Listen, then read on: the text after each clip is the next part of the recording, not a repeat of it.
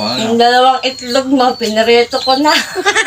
Simpleng almusal ng mga Pilipino, fried dilis or fried tuyo, piniritong itlog at samahan mo pa ng fried rice, siguradong makukumpleto ang umaga mo, lalo na kung gigising ka sa umaga at matatanaw mo ang mga gagandang tanawin sa iyong bakuran, lalo na't makikita mo rin kung nagbubunga na ang lahat ng iyong pinaghirapan. Ito nga't maagang-maaga pa nga lang ay sumungkit na nitong bunga ng upo na tanim nga po namin dito sa likod ng bahay. Ito ay lulutuin namin mamaya para nga po sa aming tanghalian. Kaya naman ito at sinungkit na nga po ni Pambansa at naku, tuwang-tuwa nga po siya nung nakita niya nga po yung bunga. At kahit pa paano ay meron na nga po kami na-harvest mula nga po doon sa aming tanim. Dito nga po sa aming bakuran. Ayan nga po at masaya kami. Gawa nga po ng syempre makakalibre naman po kami ng pang-ulam-ulam. At sana ay bumunga ka nga kako ng marami. O diba?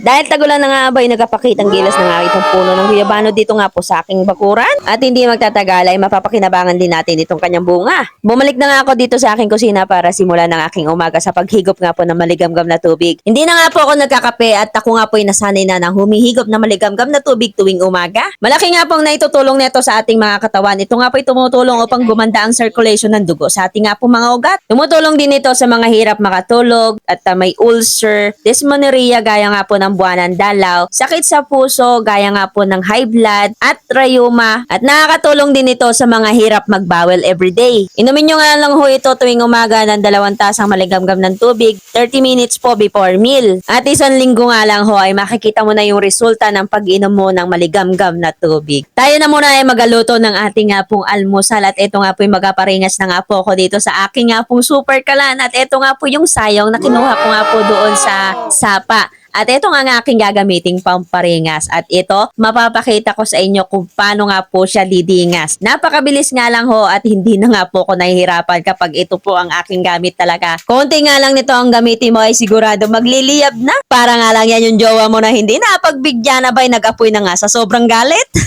Charot. O diba, napakadali nga lang po itong gamitin. At ako nga po naiinis kapag wala nga po nga akong ginagamit na pamparingas dito sa bahay. At tinatamad nga po ako magluto kapag nga po wala akong ginagamit na pamparingas.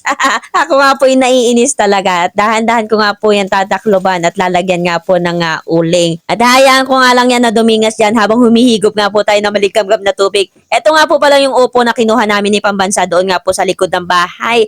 Ito nga po igugulayin natin mamaya para nga po sa ating tanghalian. O, diba? Nakatipid na naman po tayo sa ating nga pong gastos. Ay, sana all. Magluluto nga lang tayo ng simpleng almusal ng mga Pinoy. Ito nga pong tinatawag na disilog, fried dilis, fried itlog, at fried sinangag. O, diba? Napakasarap nga po talagang kumain sa umaga ng ganito nga pong almusal. At habang nga po ako nagpaparingas ng kalan dyan, ng aking super kalan ito, at babasagin na natin itong mga itlog. Ihahanda na natin itong ating ilulutuin. Naku naman, 2 itlog nga ni partner. Yung binili nga po pala na itlog ni partner, ayan nga po at binasag ko na at minekos-mekos ko na. Nako, pangit naman kasi yung word na bate, baka kung anong lumabas sa utak mo at bigla mong masabi.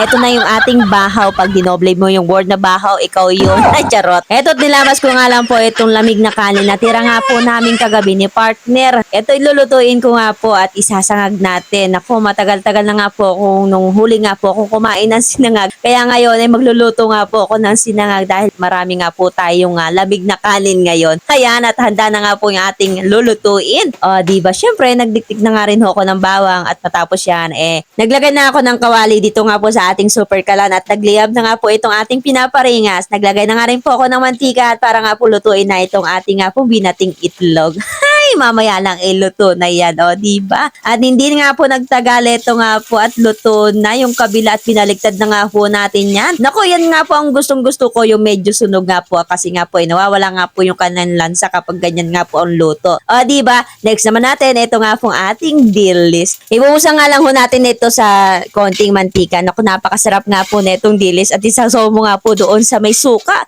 Naku, konting mekos-mekos nga lang yan at okay na. Isusunod na natin dyan yung ating nga pong fried rice. Ay, naku naman, mukhang mapapawaw ka. Mapapakain ka na naman ito ng marami ngayong umaga. Eka nga mas maganda nga naman talaga kumakain ka ng marami sa umaga kaysa nga po sa gabi. Siyempre, napakarami natin trabaho sa umaga kaya dapat marami tayong kinakain sa umaga. At habang nagluluto nga po ako ng fried rice dito ng aming pang-almusal, ay nagsala na nga rin po ako ng sinaing para naman kung sakaling maggutom talaga si partner ay hindi nga po siya mabitin dito nga po sa akin nilutong sinangag. At yan, ayan, luto na rin ho sa wakas itong ating pang-almusal at hihintayin ko na nga lang ho ang aking pambansa, si partner, at para nga po kami makakain na nga po ng almusal. Nagkapaos na nga lang ho ko katatawag sa kanya. Naku, para nga lang ho siyang multo, hindi man lang ho sa akin nagpakita. Eto, tumalik na nga lang ho ako ng kusina, ako'y kakain na nga lang ho ako mag-isa. Siyempre, medyo malungkot kapag kumakain ka na mag-isa. Iba talaga kapag meron kang kasalo sa pagkain. Yung tipong gaganahan ka din kumain kapag makita mo siyang maganang kumain, hindi po ba? Eto na nga yung simple at masarap na almusal ng Pilipino. Kaya naman mag-umpisa muna tayong magpasalamat sa Panginoon sa lahat na nga po ng blessing na ating nga po natatanggap bago nga po tayo kumain. At ayan, halika, samahan mo na akong kumain ng almusal dahil wala sa pambansa ay kalikat saluhan mo na akong kumain.